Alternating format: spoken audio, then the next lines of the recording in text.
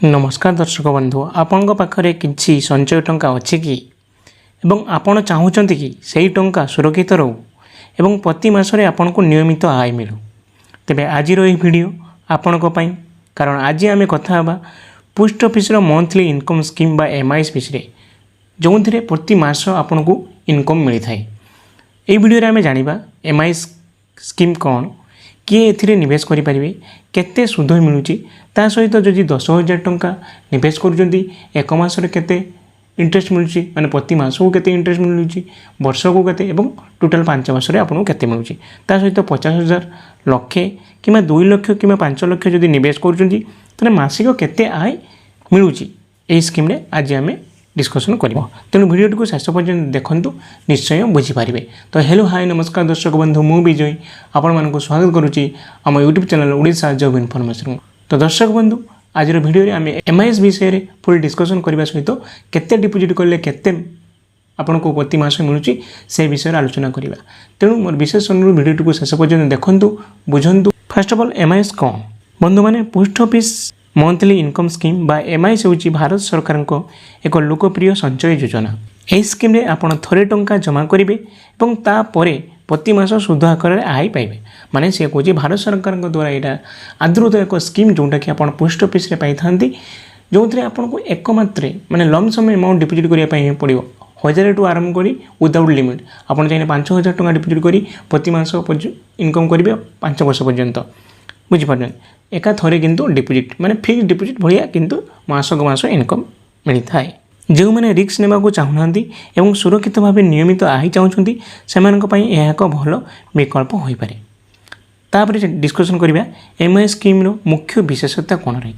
ये स्कीम रो किछि मुख्य विशेषता होची सुध हार हो 7.4% वार्षिक रही प्रति मासरे सुध प्रदान हो जाए मैच्योरिटी समय 5 वर्ष मैच्योरिटी पर संपूर्ण मूलधन फेरस्त सरकारी सुरक्षा माने सरकार सुरक्षा आपण पैसा उपर रही।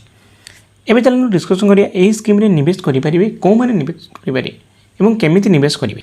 18 वर्ष रु अधिक बयसर जेकोनोसी भारतीय नागरिक एही स्कीम रे निवेश करि परिबे से सिंगल हेड अकाउंट हो कि जॉइंट अकाउंट मध्ये खोला जाय परिबो। ए छडा अभिभावक माने निज नाबालक संतानक नाम रे मध्ये खाता खोली परिबे जेटु कि माइनर अकाउंट कहा जाय। खाता खोलिया पई आवश्यक दलील कोन एमआईएस खाता खोलिया पई कोन कोन डॉक्यूमेंट दरकार फर्स्ट जे आधार कार्ड पान कार्ड एवं पासपोर्ट साइज फोटो 2 कॉपी ता सहित ठिकाना प्रमाणपत्र जेटा होची आपन आधार कार्ड कि पान कार्ड आनले हे जो। एबे चलु डिस्कसन करिया सुध किपरि मिले बंधु माने एही स्कीम रे सबुठार बड़ विशेषता होची प्रति मासरे सुध मिलता है। एही सुध आपन पोस्ट ऑफिस सेविंग अकाउंट रे जमा हो जाए। एमआईएस गुटे रहिला आपन जहाँ भी गुटे एमआईएस रे जहाँ भी अमाउंट डिपोजिट करते सेटा रहिला किंतु जो सुधटा आसीबो ना सेटा एमआईएस खाता रे डिपोजिट हुए आपन सेविंग अकाउंट रे डिपोजिट हो जाए। पोस्ट ऑफिस रे गुटे सेविंग अकाउंट थिबो सेथिरे डिपोजिट हो जाए और से इंटरेस्ट पैसाटा आपन यूजेबल माने आपन जेतेबेले चाहिए विड्रॉ करि पारे जेतेबेले चाहिए आपन काम रे लगे पारे अर्थात आपन को प्रति मास एक नियमित आय मिलता है। एबे आसंतु कैलकुलेशन देखिबा। एबे आसंतु डिस्कसन करिया केते डिपोजिट कले केते मिलुची। फर्स्ट आमे चलंतु डिस्कसन करिया जदि आपण जने 5 लाख टंका एमआईएस रे रखुची आमे डिस्कसन करिया 10,000 50,000 लक्ष 2 लाख और 5 लाख टंका पर। फर्स्ट डिस्कसन करिया 5 लाख टंका जदि जने निवेश करूची ताहले ताकू प्रति मास 3,083 टंका मिली केते प्रति मास 3,083 ताने वर्ष को केते 3,083 गुणन वर्ष 12 तेना कहते 37,000 वर्ष को मिलूँ तेना 5 वर्ष स्कीम तो 5 वर्ष कते मिलूँ 1,85,000 शुद्ध खाली मिलूँ बुझिपारे तेना टोटाल हूँ 6,85,000 टंका से पाँच एमआईएस से सुध हो 1,85,000 जदि 5 लाख टंका डिपोजिट करुँची।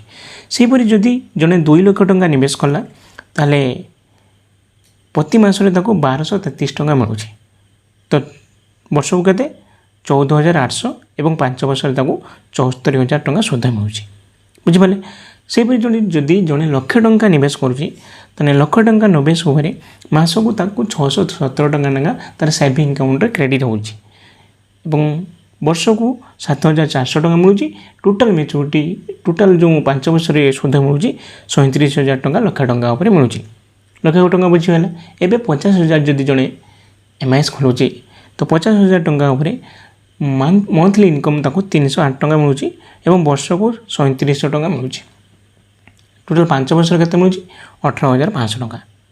एबे चलतु डिस्कसन करिया लास्ट 10,000 टंका जदि एमआईएस रे जने फिक्स मारुची ताहले ताको मंथली 62 टंका सुध मिलुची एवं टोटाल जदि 1 वर्ष देखिया 740 टंका मिलुची एवं 5 वर्ष टोटाल होची 3700 टंका सुध मिलुची। बुझि पाले केते डिपोजिट कले केते मिलिबो मु भाबुची आपण माने भलो भाबरे बुझि पारिथिबे। जदि भी आपण किछि अमाउंट धर जो जने 80,000 टंका मारियो पई चाहूची तार सुध केते मिलियो जदि जानिबा को चाहूछन तने कमेंट बॉक्स रे अमाउंट लिखि देबे मु केते कोन सुध मिलियो कहि देबी। एमआईएस स्कीम रो फायदा एबे डिस्कशन करिया।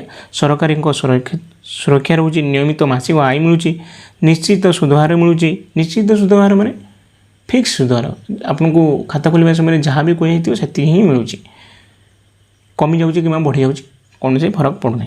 मूलधन सुरक्षित रोचे आपंकर 5 वर्ष पर संपूर्ण टंका माने मूलधनटा जो 5 वर्ष पर ताको फेरस्त पाउछंती। केउ मानक पई ए स्कीम भलो, को मानक पई ए स्कीम भलो? अवसर प्राप्त व्यक्ति, कहीं अवसर प्राप्त व्यक्ति माने जेमने रिटायर्ड होछन सेमानकर मोटा टंका मिल थाए। से मोटा टंका जदि एमआईएस रखिजुबे माने वृद्ध काल रे ताकर जो इनकम होतला मंथली जतले इनकम होतला चाकरी चली गला तो जो मोटा टंकाटा रखिले ए एमआईएस रे जहाँ भी मंथली ताको दरमा काले मिल जो तेणुकर तांको आउ बांधिबो नाही। तपर गृहिणी नियमित आय चाहूथुवा व्यक्ति जोड़े चाहूँ मास को मास केमती आय इनकम करी ताहले से एमआईएस रे इन्वेस्टमेंट करि परिबो। सुरक्षित निवेश खोजुवा लोक जड़े चाहूँगी हाई रिटर्न मिलू, जड़े चाहूँगी सुरक्षित निवेश किंतु कम रिटर्न मिलू। तेने जदि सुरक्षित रिटर्न चाहूँगी लो रिस्क चाहूँगी ताहले एमआईएस तापाई अत्यंत नेसेसरी। बुझिपारे एमआईएस फुल डिटेल्स मु आपण मानक बुझिथिले। तेबे बंधु माने पोस्ट ऑफिस एमआईएस स्कीम एक एमिति सरकारी योजना जहाँ सुरक्षा एवं नियमित आय दुईटी सुविधा दे थाए। जदि आपण पाखरे एक मोटा टंका अच्छी एवं प्रति मासरे निश्चित आय चाहूँगी तेबे एही स्कीम विषय तो आपण माने जानिले जदि आपण इन्वेस्टमेंट करिया पई चाहूँगी तो आपणको पई मध्ये बेस्ट होई पारे। तो आज वीडियो रे जहाँ भी सिनेरियो थिला post office monthly income scheme विषय मु आपण मानक बुझाई देली एवं आपण माने मध्ये भलो भाबरे बुझाई थिले। जदि वीडियोटी भलो लागिला त लाइक करंतु, शेयर करंतु एवं चैनल को सब्सक्राइब करिया को भूलिबे नाही। एवं किसी भी जदि मन में डाउट होता है तो कमेंट बॉक्स रे कमेंट करेंगे, मुझे कमेंट रिप्लाई देवी। ए सहित आज वीडियो को एट एंड करूँ, पुणी देखा आउ एक नुआ वीडियो से पर्यंत रोची। धन्यवाद, थैंक यू, जय जगन्नाथ।